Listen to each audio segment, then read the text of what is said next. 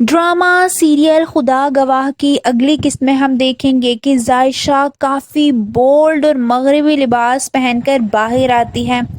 जब सुफियान उसे हैरानी से देखने लगता है, हामिद साहब भी वहीं मौजूद होते हैं। उनको जायशा का ये लिबास पहनना बिल्कुल भी अच्छा नहीं लगता। वो जायशा से कहते हैं कि इंसान सबसे ज़्यादा खूबसूरत उसी लिबास में लगता है जो उसकी पहचान होता है। ये सुनकर जायशा जानबूझकर सारा इल्ज़ाम अपनी ताई पर डालते हुए कहती है कि ताई अम्मी ने मुझे मजबूर किया था ये कपड़े पहनने के लिए, इसलिए मैंने ये कपड़े पहन लिए। ये सुनकर शहरी बेगम तो हैरान ही रह जाती हैं कि जायशा सारा इल्ज़ाम उन पर डाल रही है। हामिद साहब इस बात से शहरी बेगम की काफ़ी ज़्यादा बेइज्जती करते हैं और कहते हैं कि तुम्हें ऐसा नहीं करना चाहिए। जायशा जिस लिबास में कंफर्टेबल है उसे वही पहनने दो। शहरी बेगम को बहुत ज़्यादा गुस्सा आता है। दूसरी तरफ हम देखेंगे कि शहरी बेगम की दोस्त नायला और जोहा उनके घर आई होती हैं उनसे मिलने के लिए। शहरी बेगम बहुत ज़्यादा खुश होती हैं कि वो अब जायशा को जलाएंगी।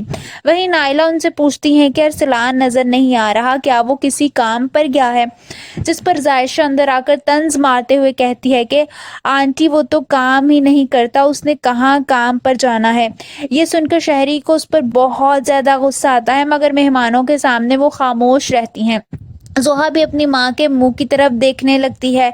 वहीं हम देखेंगे कि जायशा एक और तंज मारते हुए नायला से कहती है कि मुझे तो यकीन नहीं आ रहा कि ये वही नायला आंटी हैं जिन्हें आपने कहा था कि ये बहुत तेज़ औरत हैं। वो ये बात अपनी सास यानी शहरी बेगम को करती है।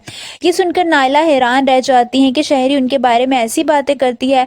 उनको शदीद गुस्सा आ जाता है, यहाँ तक कि वो गुस्से से वहाँ से चली जाती हैं।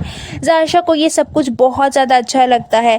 वहीं उसकी सास उसे गुस्से से कहती हैं कि तुमने ये सब कुछ क्या किया, जायशा सोच समझ कर बोला करो। मगर जायशा को कोई फ़र्क नहीं पड़ता।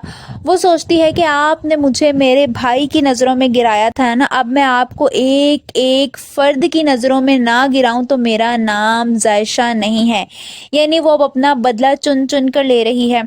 आप सबको क्या लगता है, जायशा अपना अगला कदम क्या उठाएगी? कमेंट्स में अपनी राय का इजहार ज़रूर कीजिए।